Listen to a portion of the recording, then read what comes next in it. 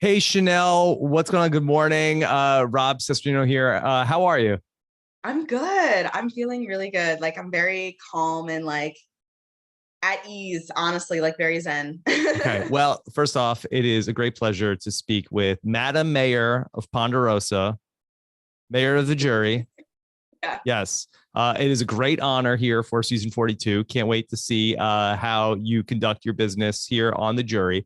Yeah. Let's go back to last night. I would love to know, could you just take us through what you were experiencing going into the tribal council where it looked like that, that you seemed okay. If it's Romeo, it's good. I'm not going to upset the apple cart.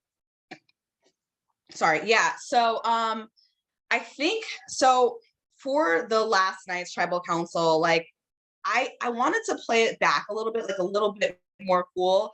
Granted, like you don't see this, but I had conversations with everyone. I had multiple conversations with everyone. I had conversations in groups, like they were strategizing, even though you see me just kind of like sitting there for during the episode. But really, I think it was like Romeo was very clearly like kind of unraveling Mm-hmm.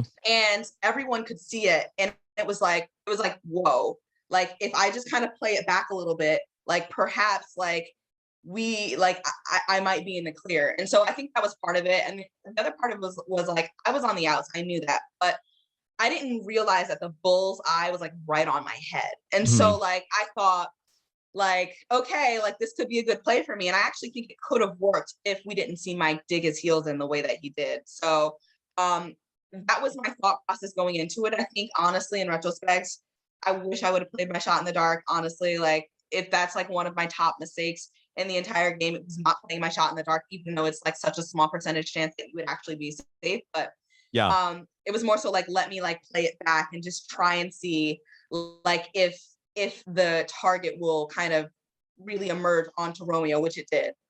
So we saw last week you were trying to approach a few different people and you kind of got like a cold shoulder from Yeah. people. Do you feel like that your former tribe members kind of poisoned the well against you being able to get your footing in at the merge? Yeah, I mean, absolutely. And I think that they preemptively did that too, because listen, when we got to merge, Vati was that girl. Like everyone wanted to work with the Vati four.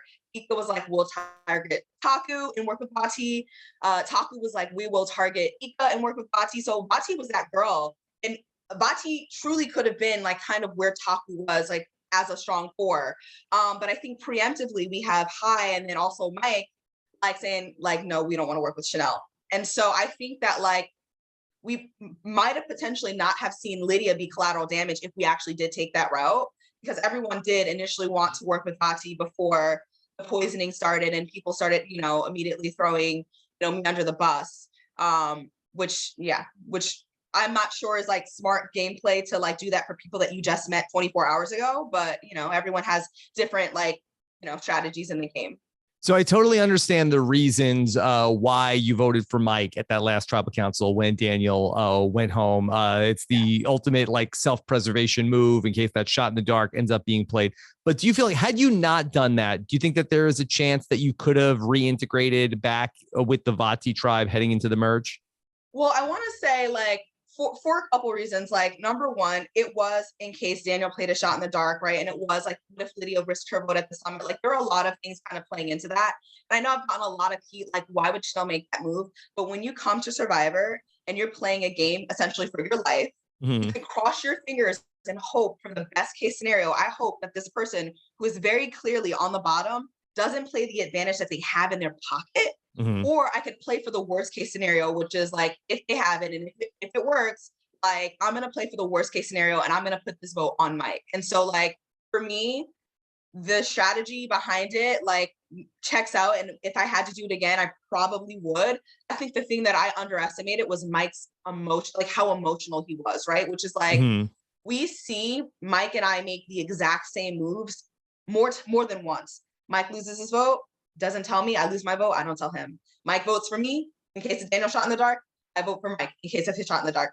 We make the exact same moves, but I'm vilified for it, right? Like there's this intense emotional response where I'm like, this is purely like strategy, right? For both of us. So I don't Mm-hmm. know why it was like such an emotional like outburst after, but Chanel, I want to go back to Shipwheel Island, and we've been waiting for weeks to be able to ask you about the decision you made to risk your vote on Shipwheel Island. Can you just talk us through what you were thinking when you risked your vote?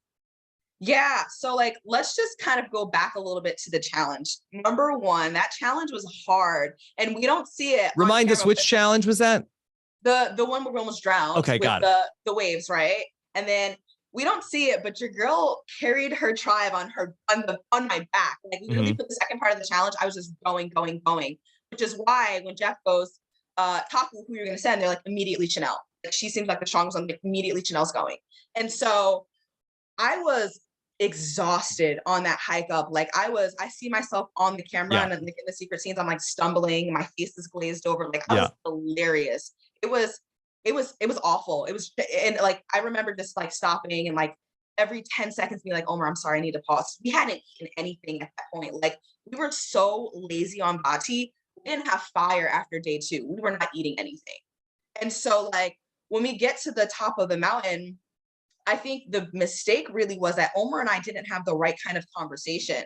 So like what we see is me saying like, oh, I can't risk my vote. Like I can't, like I have to go to tribal tonight. But what we don't see is the end of that conversation, which is where I'm like, me and Omar decide, okay, if this hurts both of us, neither of us will touch it. If it helps both of us will take it.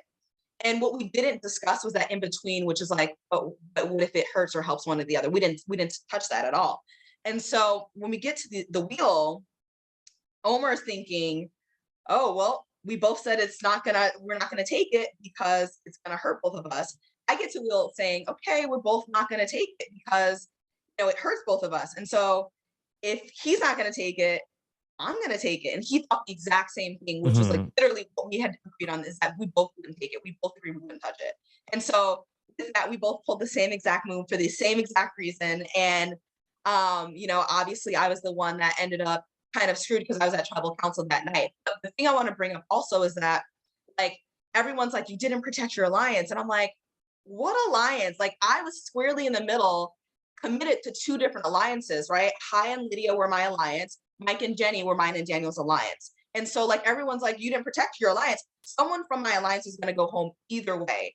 And if there's any time in the game to take a risk, it is when you are the most safe.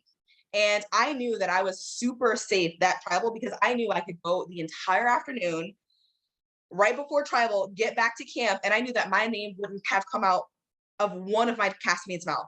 And that was the truth. And that like quite literally was true. And so we see that. And that's why I was like the power of my social game, which I stand on.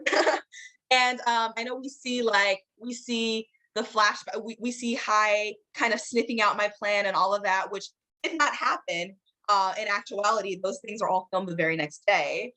Everyone was clueless about what was happening. Everyone was clueless. No one sniffed anything out. You see the like cuts to me being frazzled or like the cuts to everyone looking at me like that at tribal. That was all like, no, that was not the case. Like the case was everyone was clueless. There was no mastermind to sniff it out. Actually, the Jenny vote specifically was a fluke because I got back to camp and we were like, okay, I think the conversation before I got there was, all right, guys are going to vote Jenny and girls are going to vote Mike.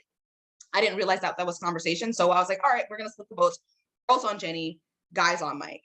And I know Hai specifically really wanted to be the one to break down Jenny's name because, the super fan in him wanted to have a perfect voting record. This is wow. not them realizing that we weren't actually voting for Jenny. And so the super fan in him made him flip his vote, but it just fucked our entire numbers. And so that's when we ended up at a tie because the numbers didn't work out because like of a fluke flip vote. And so that is how it kind of happened. And then we see, me getting thrown under the bus at tribal and having to recover from there. Thank you for all that. A lot of information from that tribal council. So what was your plan for when you finally got to talk to Omar at the merge? Because we didn't get to see you and him talk about him not having a vote at that tribal council. Oh my God. I just want to clarify. I absolutely told Omar that he didn't have a vote. Absolutely told him that.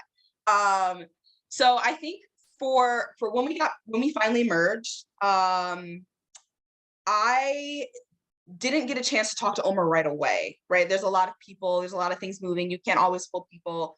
But when I finally talked to Omer, I was like, listen, I don't have a vote. I was like, I got a lot of votes. I got a lot of votes the last tribal. He was like, who voted for you? I was like, Mike and Daniel. He was like, oh, wow. I was like, yeah. So I am kind of like on the outs. I'm not really sure, but like, I'm still down to work with Vati, and I think we should still work with you guys. And like the thing that a lot of people don't, I don't even know if I already said this, I might have said this to you, but like Vati was like the one that everybody wanted to work with when we got to merge. And so like I thought that like because of that positioning, like I was gonna be okay. Okay.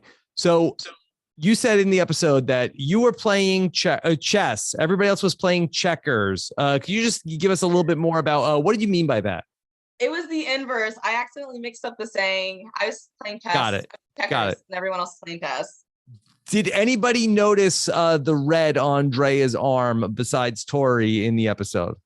Didn't see it. No, I didn't see it. I don't know. I personally didn't see it. I was also eating peanut butter and jelly when that happened. Got it. Also, you voted with Tori in the last episode for Jonathan. That who else did you think you were voting with going into last vote? I thought I was voting with Tori, Marianne, Romeo, Lydia, and Omer. Okay. Yeah.